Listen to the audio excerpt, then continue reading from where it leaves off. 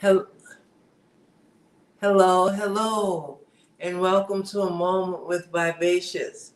We have a new tech on this week. Uh, Thank you so very much for being here. I'm Vivacious, and we're live today. We have plenty to talk about. We have plenty to talk about today, and today we're going to talk about the difficulties of parenthood and how to get over them. So many things is happening um, in our lives all around us, and the things that we talk about may not affect us, but it will definitely affect someone we know. So we want to all be in. I'm back to normal. So we want to all be in, and we're going to talk about that in just a moment. We'll be right back.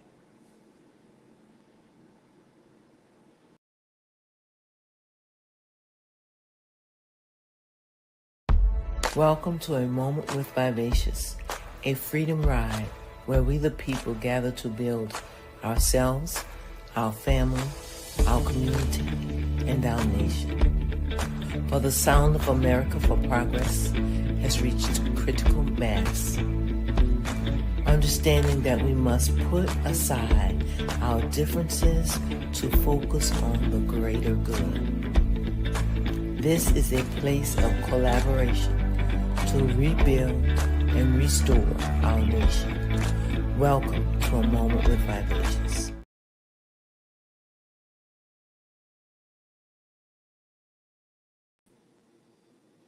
Hello again, and I hope you called all your friends because today in our lives, parenting is so different.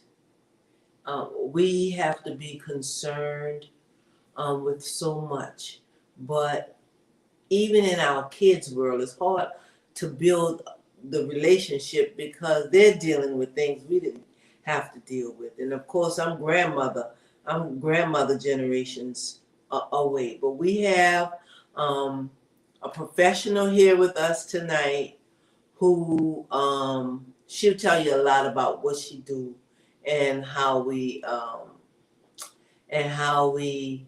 get things done. She's helped me a lot in my career and just in my personal life. And we're going to introduce to you tonight Alicia Brown. Good evening, Alicia.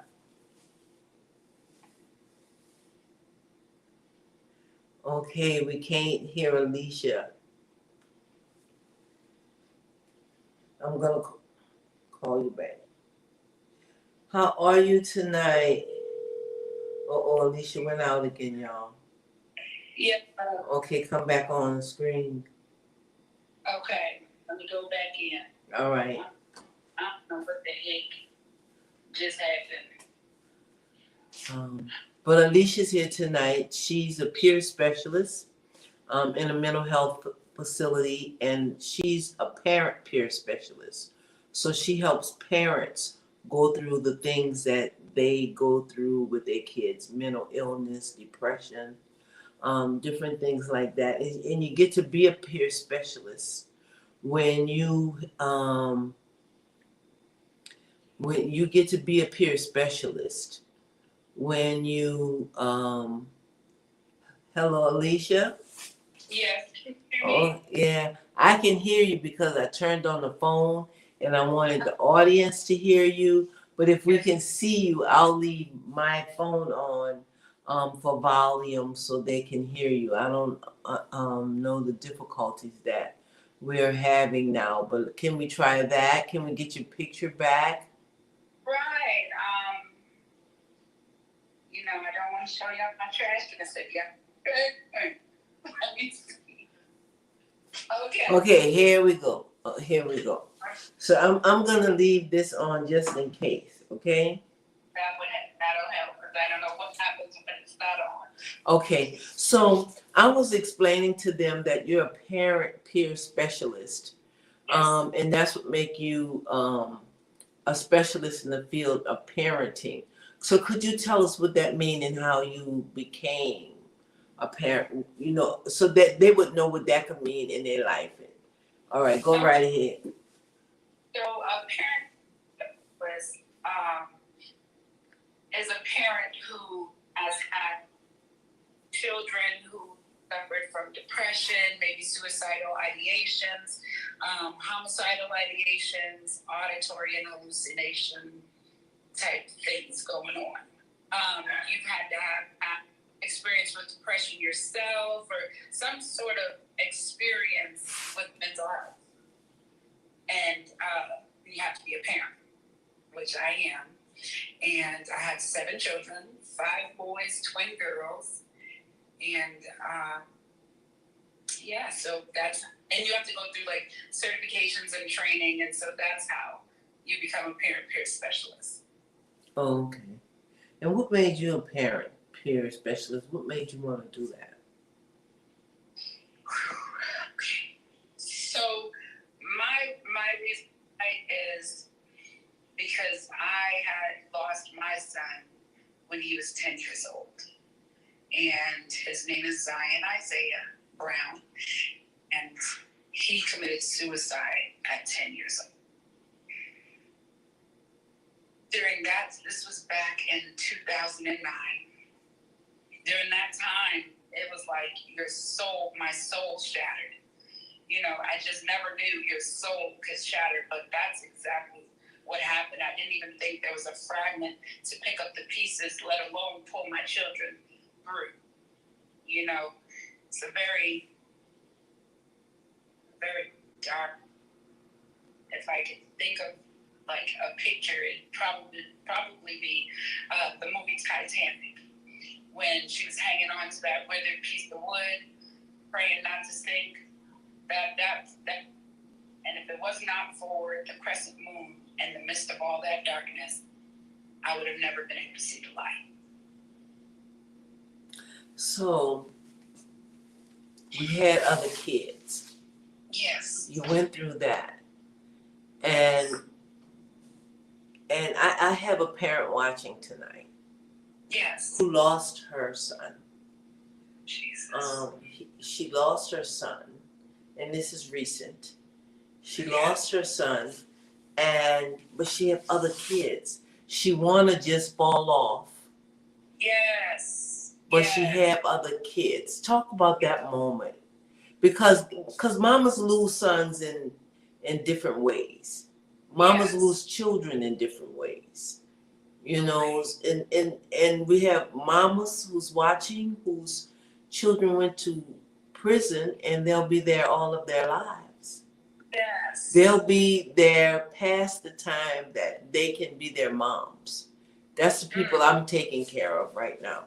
People who have life sentences and been in prison 40, 50 years. So I'm just bringing all of this up so every mom who has lost a child one way or another can understand that when you lose your child, you lose your child. So how do you,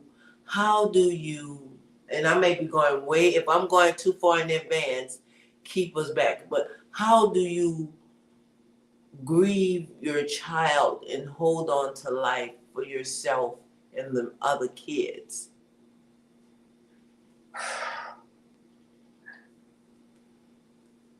You hold on to, for me personally, it was me holding on to whatever I could. And at that time, I did have family around, but nobody really understood where I'm coming from. Nobody could grasp what I was really feeling, that numbness, that void, that longing. Nobody could even explain to me how to overcome or what do I do now? It wasn't like a Band-Aid I put on my knee and tell them it was going to be all right, because I didn't even know if it was going to be all right. So for me, it was my faith. I had to hold on to God and really ask it, like, help through. I didn't even know who I was anymore. I didn't know it was this emptiness, you know.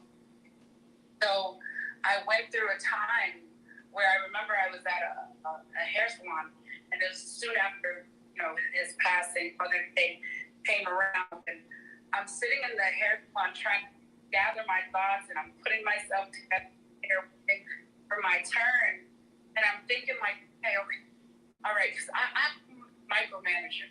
You know, I love my children, love with my whole being. You know. So is your phone stable? Is your phone stable because you're moving? Oh, I'm rocking. Okay, let me. That's okay if you're rocking. I just want to know if the phone was stable. No. Okay. That's okay. Come on. I don't want it to be distracting for people okay. who need to hear. That's okay. I'm gonna try to hold it still. Okay. But I remember sitting at the salon trying to figure out, like, who's my saddest child now? You know, is it Carlos because he found him? Is it Ahmad, Adrian? No, my twins were too young to even understand. And I remember sitting there, like, just back in my brain, like, this, you know, there's a saying that you're only as happy as your saddest child. Well, my saddest was no longer here, so who's next? Who's the saddest? So I couldn't figure it out, and I was like, you know, I'm just gonna get my hair done and commit myself to a mental hospital because I could not even put anything together.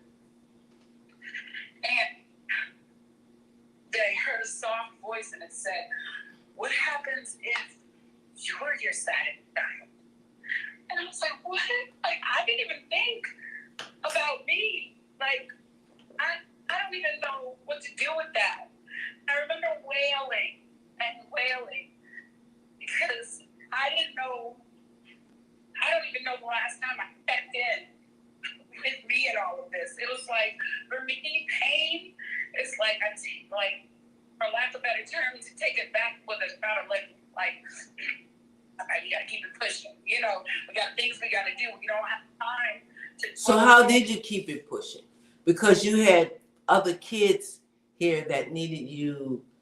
I had no choice to want me. You know, I had to gather whatever I could to try to put on a mask, and your children know you, you know. So I had to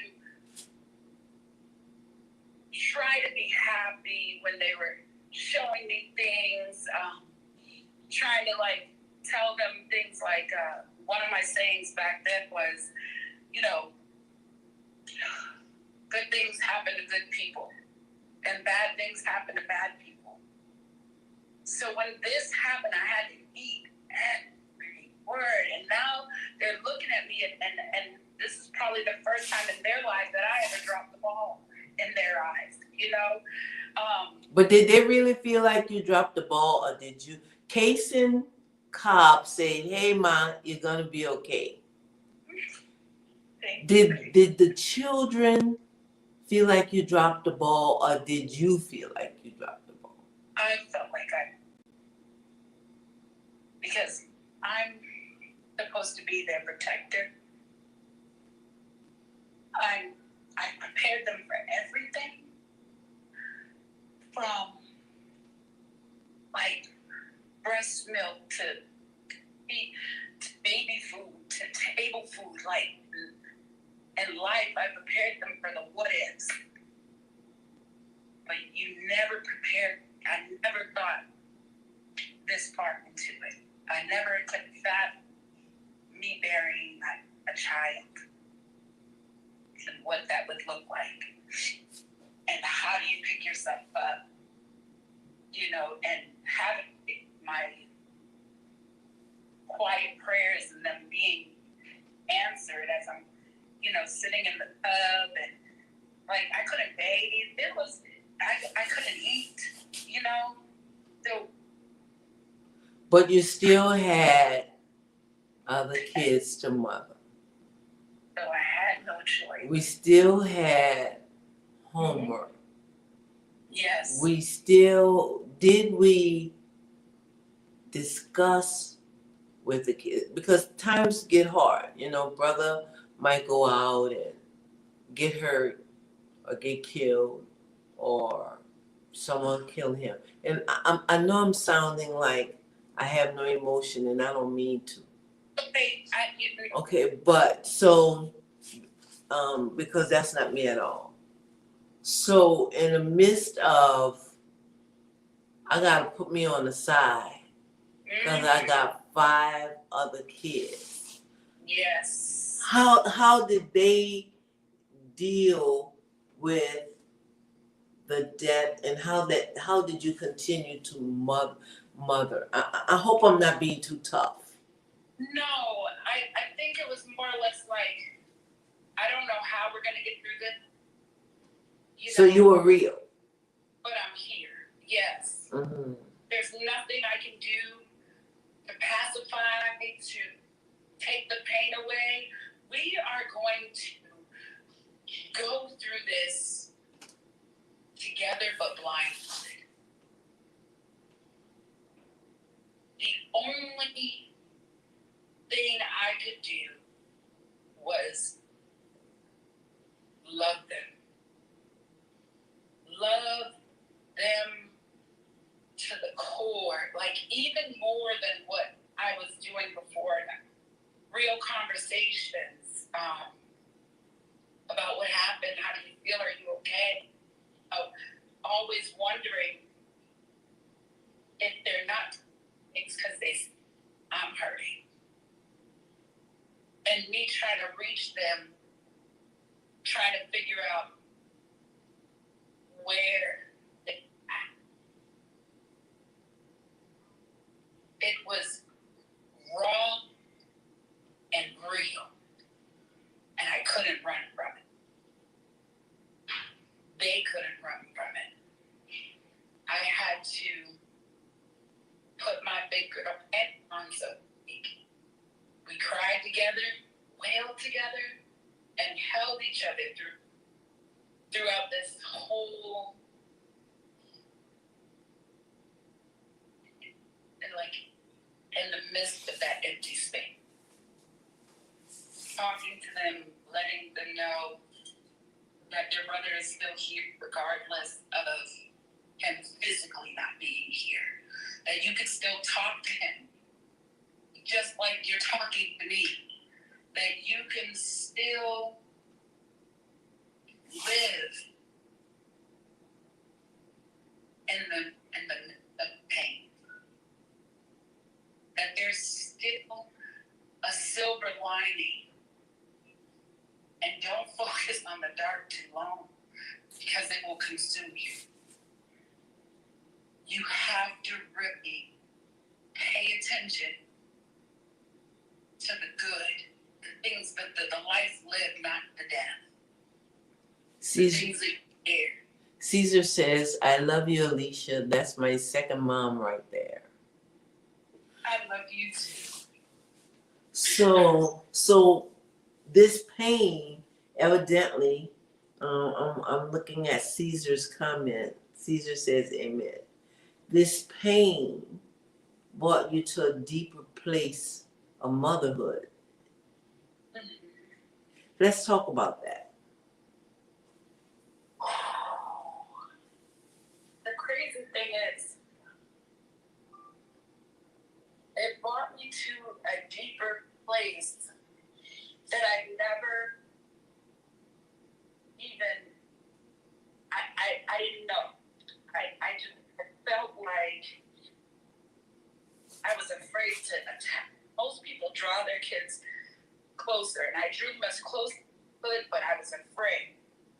Because I was afraid, what happens? I didn't prepare for this. What happens if this happens? What do I do? How do I keep them safe? What do I tell them? You know, without seeming too overbearing, if that makes sense. You know, it made me almost afraid to be a mom again.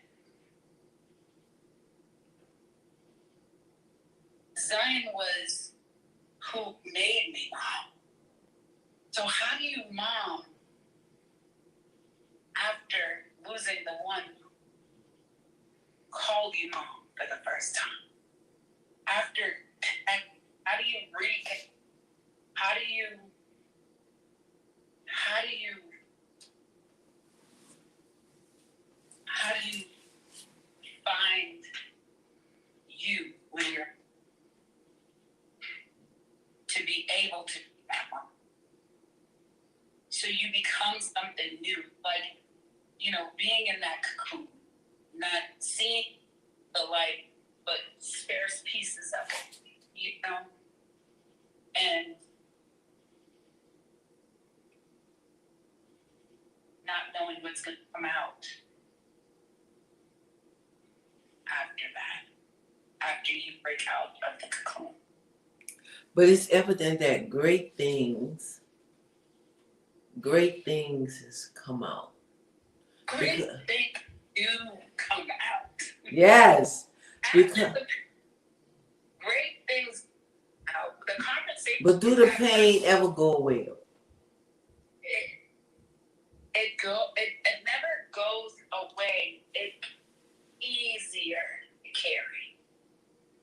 So at first it's so bitter because you're mourning over the losses of your tomorrows, of the what would have, you know what I'm saying?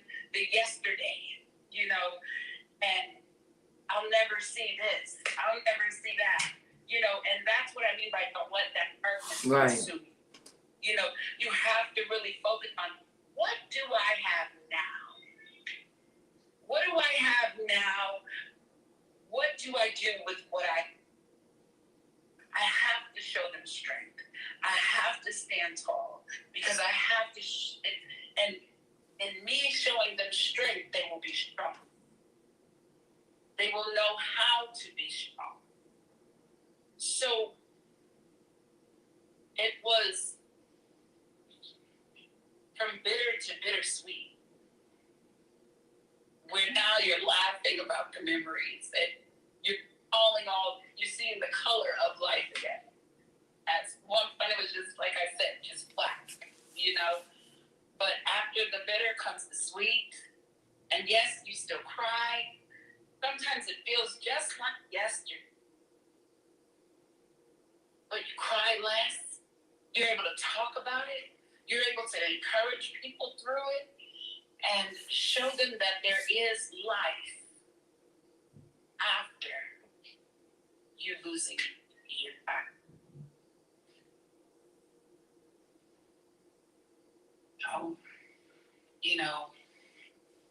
So now you're in a position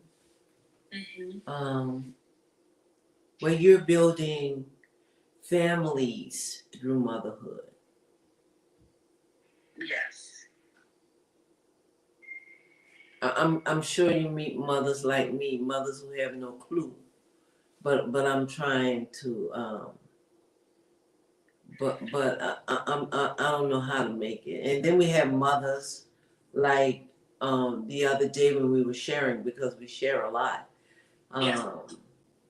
We were sharing and the mom was actually taunting her child. She was creating herself to be that enemy. So you have moms who's lost because their child is in something and they don't know how their child got there. They don't know how to deal with it. They're desperate for their babies to come out. Yeah. And then you have moms that's taunting their children. And can we talk about both? Can we talk about both of those things? And talk, because we have moms listening that's just so sick of this child and want to fight them. We have moms that in competition, because that's what I'm imagining happened that day. You turn around and the mom is saying like, nah, look at you. Yes. And then you have that mom crying, how did you become this person? I don't know this person. This is nothing that exists in my life. Can we talk about those three moms? Like 1, 2, 3. Let's try to keep it separate. And then I'll break down the first mom. The first mom, think of the mom that is haunting the child. At first, it took me by surprise because I just I hear about it, but never really visually saw it. Mm-hmm. And with them, I'm more or less having to like console, not try to get into their mind. You know what I'm saying? And explaining to them. Whose mind are we getting in? We're mothering, right? We're in the mother's mind. Mother, right. Okay. And the mother, at first, after I got them separated, and I'm having to talk to the mom like she a child. You know what I'm saying? And I'm like, you know, you got to get in the car. This is too much. The daughter, but you need to get in the car because all this that you're doing is not working. You know, but prior to that, I thought we had an understanding of who she was. You know, and and that we all have trauma. You know, and you have to figure out what your trauma is, and through therapy you can do that. You know what I mean? And that's kind of how you help pull your children through too. Because see, she grew up with her. They grew up together, so they were more like this, you know, than mother. So now it's like you see her growing and you see her doing things that you would have been able to do had you stayed on the porch, so to speak. You know, so there is maybe a little jealousy, maybe a little anger at not herself, you know. And so talking to her, I had to tell her, like, I know you didn't get a chance to have a child, but now you have the opportunity to let your child be able to live and flourish, and you could watch your work or your dreams come through her, but you also have to learn to forgive yourself, you know, for the not. Wow. You have to go back and to that little girl and apologize and love on her, and then go to that teenager and whatever you missed, patch those holes. You know, the mirror is not always, the mirror ain't pretty when it's put on you. You know, you really have to do some soul searching. You know what I mean? And yes. In order for you to really reach your children, you have to meet them where they're at, not where you think they should be. Know them. Why? They're you. You know, I have parents that say, you gotta fix my pet. I'm like, well, you're a farmer. It's like your seeds, honey. I'm not sure where this is coming from, but everybody wants to fix their child. Is to fix their child. You yourself. You know, you at some point in your childhood you felt your parents struggle. And so you felt like, hey, I'm going to let my kids voice their opinion. I'm going to give them this freedom and that freedom. And then you didn't know that you didn't know you were creating. So when they came out with all these emotions, you were like, well, I don't even know how to deal with it. Because in your world, you might have had to suck it up, buttercup. You know, you had to just keep pushing. So you never had that nurture. Because you had to hold it together, you know, keep pushing forward. But your child has all these emotions, and yeah, you definitely want them to have them, but you have to go back to your triggers. You have to go back and get therapy for yourself. And then, like I did, I had to go to therapy, you know, and then going to therapy, I found out I was angry. Look, that's news to me. I'm the life of the party. What you mean I'm angry, you know? And my therapist said, yes, ma'am. That's why I want you to go to therapy. I said, well, I'll go to your stupid class, but I'm not angry. I went home that day, and I was like, nope, I'm going to read that book out loud in class tomorrow because who's angry? You know? Got home, got the next day, had to go to therapy, the anger management. And I'm like, he's like, oh, who wants to read page 6? I'm like, me. I do. He's like, Miss Brown, yes. And I got to reading that book, and I was reading loud and proud, and then some of that book became my mirror, and I was like, oh, that is me. Oh, whoa, that's me too. I guess I am angry. And that's understandable, right? Yeah, and it is. And it's okay to be angry. A lot of people hide that part. It's okay. It's just, what do you do with it? You know what I'm saying? I just want to say that Kanisha says, "Good afternoon, everyone." We just say when someone makes a comment, we read it. So, yes. So, I was until I saw that mom in a whole different way until you began to explain her, and it's like, oh, okay. Yes, yes. Because a lot of people are quick to, we rush to judgment out of actions. Like when they see their kids acting a fool, they only see them acting a fool, but you don't know what caused it. You're like, I buy them this, I go to work, I do this and do that, but what else what are you not doing? You're providing the basic, right? So like, what else are you spending time?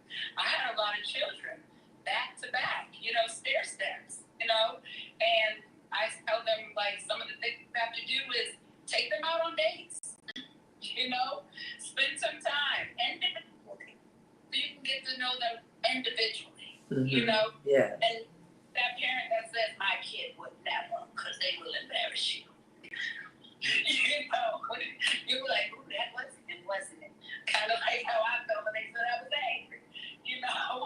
You have to be able to micromanage your children. You got to get to know them. You got to know their quirks, their tics, and when see the behavior, you got to find the root cause. Was it because I went through a divorce? Was it because their dad is no longer, in the picture? Was it because I was absent? Because I'm working all the time. By the time I get home, I'm exhausted. You know what I mean? So sometimes we drop the ball not knowing, and sometimes we drop the ball and not want to take accountability. Whoa, that's a big statement.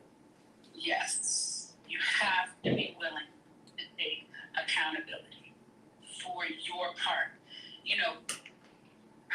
That's you reap what you right. And some people, when they change, like at one point you didn't know how to be a mother, or how to parent, and all this, I call it friendly fire, just be hitting the children. You don't even know. You know what I mean?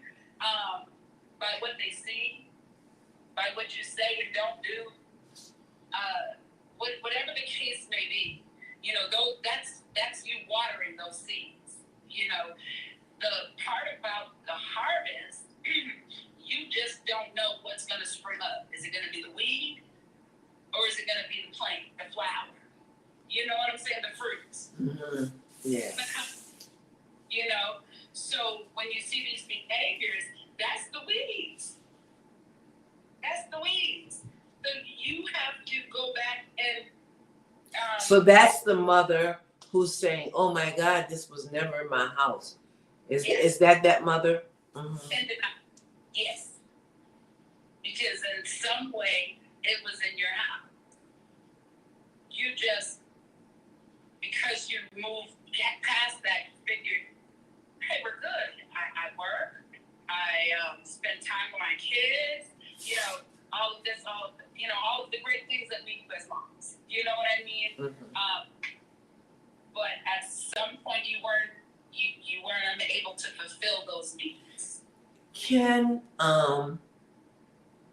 relationships and friendships influence your children to bring actions into your home that wasn't there? Absolutely. You have to be aware and beware, of what comes into them, what is around them, what they see, what they hear. The influences, you have to be careful, because you don't know what's going on in so-and-so's house. And they look good on the outside, and they could be like Dr. Jekyll and Mr. Hyde. You know what I'm saying? So even some of their friends, you will see some of their behaviors. Maybe you didn't have some of these going on for yourself, but ventured off. You know, you kind of want to let them live and experience life, so to speak, and they end up in the wrong crowd. And they're trying to fit it. They don't really know who they are either. You know, and then they get tainted sometimes by the influence that they put themselves around. And then you have to be there to pick up those pieces too. You have to be there to know, like, let me show you the traits. Look at this person. He doesn't talk to his mom with respect. Yeah. What do you like about them? You know what I mean? Do you like because they are bold? You know, or you feel that's confidence? You know what I mean? The messages get screwed when it's the wrong people, even your friends. You have to be careful of the friends you choose, you know, and who you choose to have around your children. Because you just never know. You have to remain watchful, you know. I hope that answered your question. Yeah, that addressed that matter, because, you know, we as parents, as grandparent watching, as a mental health professional myself, I've dealt with parents who you know that I was territorial. If I'm talking to this mom, don't come. And that's because sometimes when people come together and feel differently about things, and everybody's talking from a different angle, that's not helping that person. But that's why I was always that way. So it's I think we're breaking it down so people could understand, because we want to get away with another thing you were mentioning. We want to do it better, so we're not into who's your friend, who's their family, what's in your room. Yes. You know, that's your personal space. You don't have no personal space. No, you don't. What are you watching? You know, what are you looking at? Who are you paying attention to? Who's got your attention? Because I guarantee if you take the time, because back in our day, we slept over family members' houses, and it was only certain ones. You know what I'm saying? Or you didn't leave the house. Shoot, every time my friends would talk about, how you going to this party? I just started saying yes so I could feel like I was going to be there. But I knew I was. I had the type of mom that when I would be like, oh, can I go out with my friend? And I had to be probably in my teens then. And honey, she stood behind the car writing down the license plate. My friend was like, what is your mother doing? I said, oh, I don't know. What? Oh, she writing down your plate, girl. You know? I'm like, embarrassed but grateful. You know what I'm saying? Because you just never know. Exactly. Who. Exactly. You know, yeah, your parents do try to have your best picture. Most parents, you know what I'm saying? Some people have parents that, you know, were different.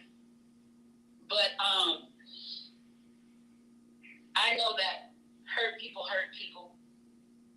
you know, and when you're a parent that's been hurt, when you have your children, you don't plan on being that parent, but you will sometimes fall right into those same steps and not even realize it until somebody enlightens you and paints a picture so that you can see you, but it's not like in a nasty way. It's just very gentle and a loving way.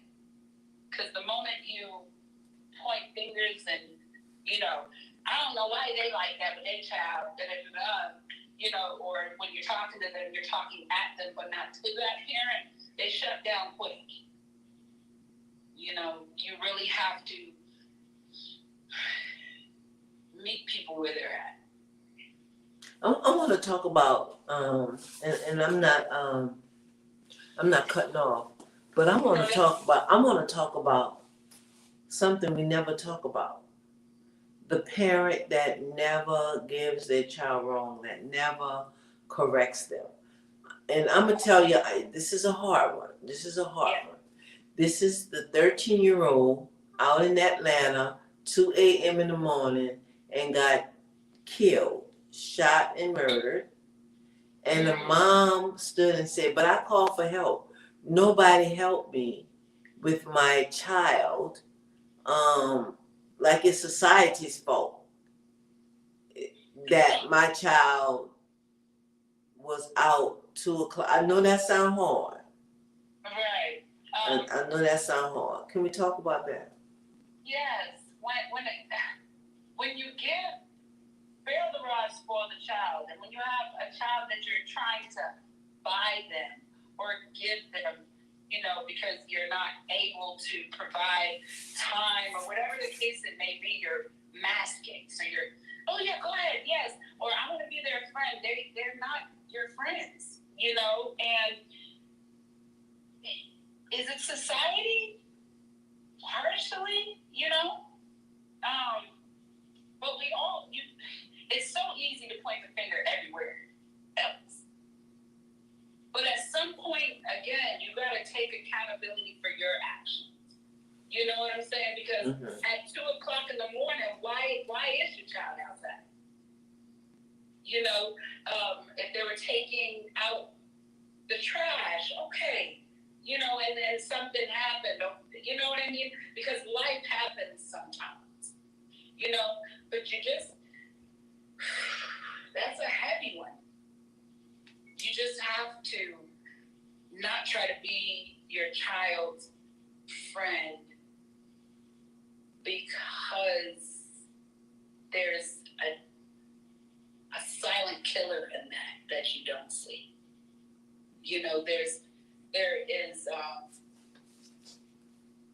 There's no growth there.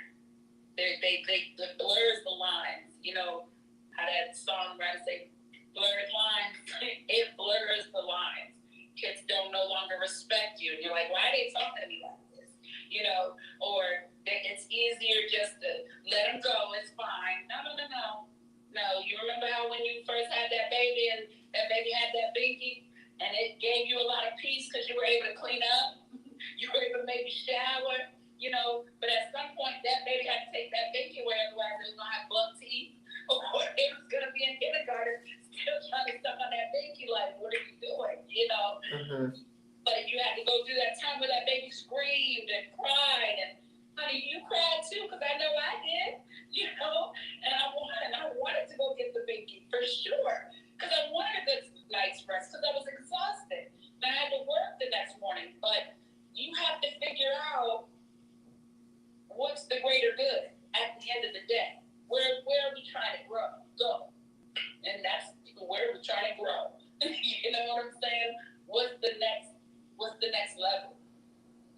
Don't set your children up for failure. The world is not going to give them a thing. They have to earn everything they get. Everything that they get. And some things they don't even get even though they deserve it. And then when you give them everything, they figure you're supposed to do that. No. You know what I'm saying? But you created that. You created that mentality.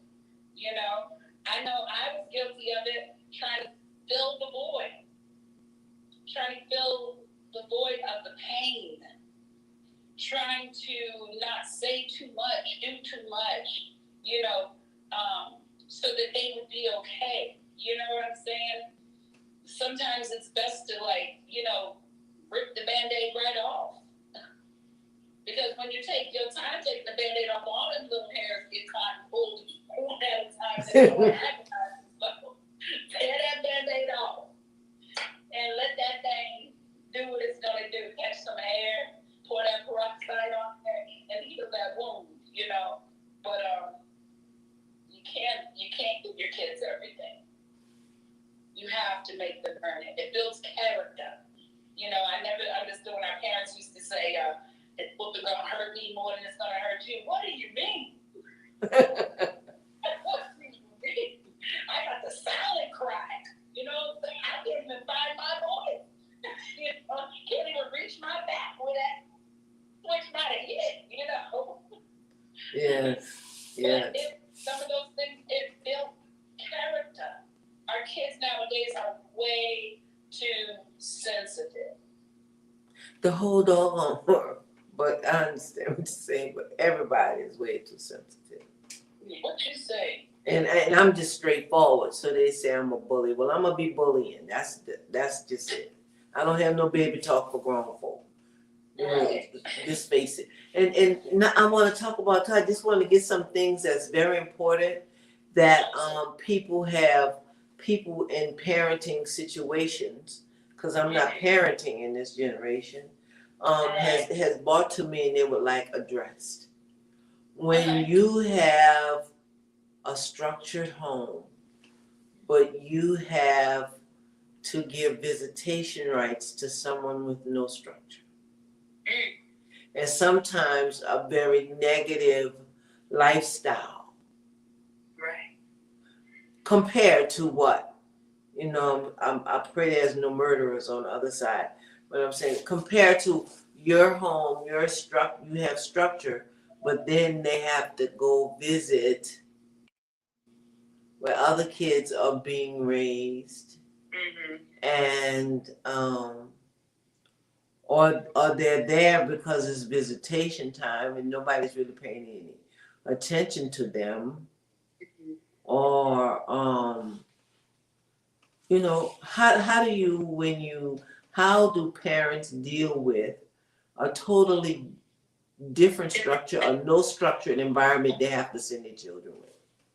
Okay, that's kind of like, let me think about that. That's kind of like a parent's worst nightmare, you know, because you don't know how they're going to behave in this other environment because of everything that might be introduced or around or whatever the case may be.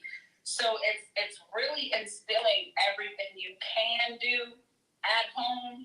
I would tell my kids, you know, you can act the fool at this house, but don't get out there and act the fool. I don't want egg on my face. If you get out there and act like you ain't got no sense, I'm going to find it for you. You know what I'm saying? Because you know what I expect out of you. Yeah, I don't think people talk to their children much like that anymore. And that's sad. So when you give your child directions like that, then we can go back.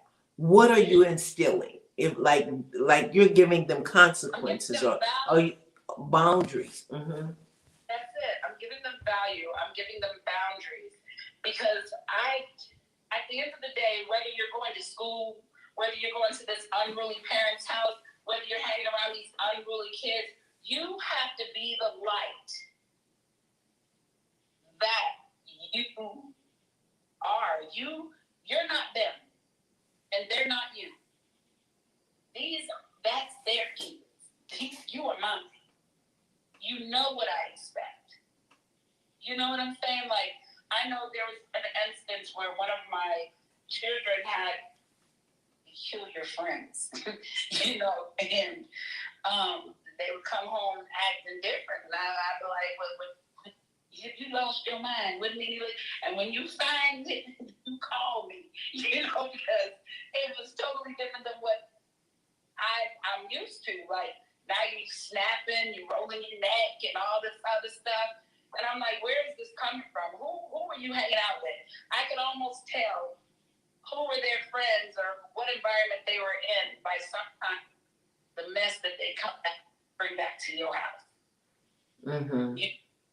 So with them going out, you have to be real with your kids. You have to talk to them. I didn't sugarcoat. I don't even think I did gaga when they were little. We use words. You know what I'm saying? Mm-hmm. And then they talk early. You know, just all these things. All these things you got to do to be the best parent you can be. You know what I'm saying? And even if you fall short, it's a lesson. You grow from that. You realize where you make mistakes and you move forward. We're not doing that no. You know, some parents, like you were talking about earlier, try to be friends with their children and think that what it is to See, my mom and I's relationship, I would say, Mom, put your friend hat on, because that means I'm going to tell you something. You know what I'm saying? She was never a friend. But she knew that that was my safe space. I can say what needs to be said. So I carry that into my children. Whatever you want to talk about, I'm here. Whatever you want to say, watch your mouth, but I'm here. You know what I'm saying? You still got to talk to me with some decency and some respect. And I mean, my kids are about grown now. They still say like, Mom, can I say this cuss word real quick around you? I'm like, man, go ahead. Golly, what? So it's just all about respect. It's all about learning. We all make mistakes. We all fall short. Even if you thought you was the best parent, I bet you fall short. You might just not want to admit it, but I can see it in the children.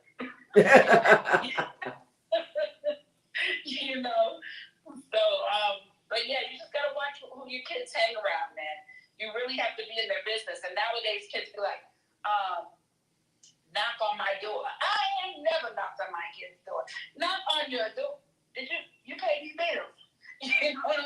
Knock exactly, on your door exactly. before I come in. No, that's because you might be doing something you ain't got no business doing. You don't want me to see it. So if I knock, that give you time to clean it up. No, you ain't cleaning nothing. I'm gonna catch all that trash on the floor. You know what I'm saying? Yes. All of that. So we gotta stop trying to be their friends and be their parents. We have to set rules and boundaries, and sometimes even I would get lax when I saw they were doing such a great job at whatever the case may be. I would be like, oh yeah, go ahead, that's fine, yes. But that tells them that I can push that boundary. Yes. That tells them, oh, if I stay at it long enough, doing the right thing, she won't let her guards down. No, keep them guards up, honey. Build it like Fort Knox. They used to call me what did they used to call me? The warden. Or when they was mad at me, they called me mother. Ooh, I hate that. Okay, mother. I'm like, oh. Be like the Exorcist. You want to see mother? You give me a few seconds. Yeah. You right. Yes. Yeah, it would be good to have boundaries again. Boundaries. And your kids are going to fight against it because they're used to you being lenient. So now you're not fair and you don't love me. You're going to hear everything.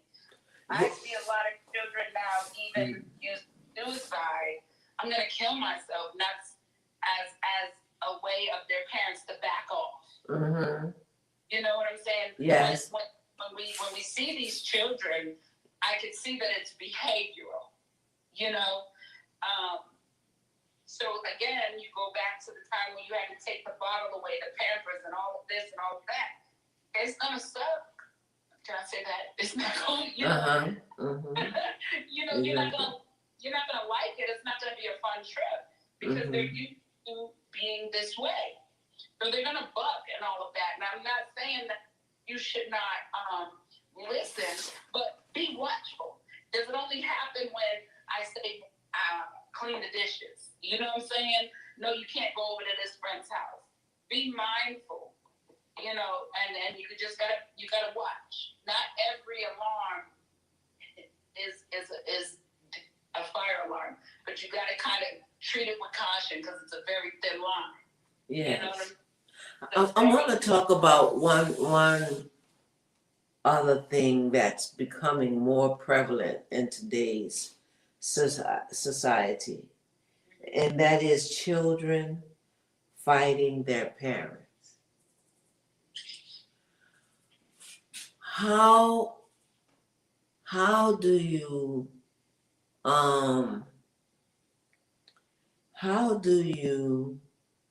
see this coming? How do you see this child might try to hit me. I know where I don't even know how to even ask a question about it. But I remember one day when I was at work, the phone rang from the front office and we wondered who has come into the front office. And it was the mom who went into the office and locked the door to get away from her son because he was beating her up. Yes, yes. And you have moms on TikTok the other day. The mom said, "I'm putting this out here because I'm calling the people on my son because he's fighting me." And the son, she showed where the son got mad and just hauled off and punched her. This is unheard of in my time. So what talk about that for a minute. We running out of time, and I want to talk about that. Okay. It is unheard of even in my time. You couldn't even too much cock your eyes the wrong way. You know what I'm saying? Or pop your lips before or suck your teeth because My daddy slapped me upside my head because he saw what I was thinking. that part. I'm just saying. Again, at some point, whether it was, the kid thinking like, oh, I tell you what, when my babies was little, and they were, I had all boys first, and I'm a tomboy, you know what I'm saying? So I'm gonna catch bees in the bottle. Let's go in the swamp and get these salamanders type girl. You know what I'm saying? Okay. Yeah. So being a boy mom came easy to me. So wrestling and all of that was, I used to get in trouble by their dad looking like I was a child because I'm hopping over furniture with them. You know what I'm saying? I was that mom, but when they got to a certain age, I stopped wrestling with them. And be like, Mom, come on, I'm gonna go see your daddy. I don't do that no more. We don't hit girls. We too big for that. I don't play the games. You hit me, I'm gonna hit you back. And they ain't gonna like it. You know what I mean? Mm-hmm. So I think that they got away with too much. It's cute. And they call it cute. But those cute things get, you know what I'm saying? Somebody said death on Dismal after midnight. Now you got to fight. And you're like, what in the world? What am I supposed to do with this?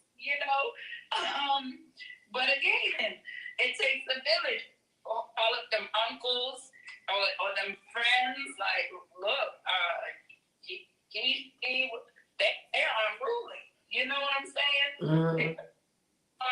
But I don't know. I'm a tom girl. Tomboy. You know what I'm saying? So I'm gonna put you in a thicker bowl. You know what I'm saying? Kids like 50 pounds soaking wet, and you talking about scared of it. You can 50 pounds soaking wet, and you scared. I think parents are afraid because if they hit them, they're looking at consequences if I hit them and consequences, and I lose my household if I don't. Right. I'm like, call them. Matter of fact, your bags will be packed. I will, and no, wait a minute, I'm gonna get you a towel, but you can have this because everything doesn't belong to me. So you might be standing outside in the dark, naked and afraid, till them folks pull up, and you tell them why you standing outside with nothing, because you came with nothing, you leave with nothing. You want to act like you grown? Go ahead on, call them up. Call them up. Matter of fact, I'll call them. They be like, no, Mama, no. Like, I have to do that too. No, don't call them. You make me so mad. Well, you make me mad too. That makes two of us. I don't even know who you are right now. Sometimes you gotta call their bluff. I'm gonna call CPS, Child Protective Services, but when Child Protective Services can help pay some of these bills, when you whooping somebody else's mama, let me see what they gonna talk about then. You know what I'm saying? Right. All that stuff. I would call them. Matter of fact, I got them on speed dial because you getting on my nerves. My mom, Right. Absolutely. Absolutely. But all in love, seriously though. You So, know, so we're out of time. Thank you so much. This has been a blessing. And I've learned some things too. I've learned one thing I've learned is to weigh it all before, hear it all before I come to a conclusion. So, what is it that you would leave us with? Something so important. We're losing our children to the street, boys and girls. They're getting all messed up with the internet. But we're talking about parenting today, parenting these children that's going through this kind of a world that we have brought them to. right. Give us a parenting word. We're talking to parents now. Parenting word.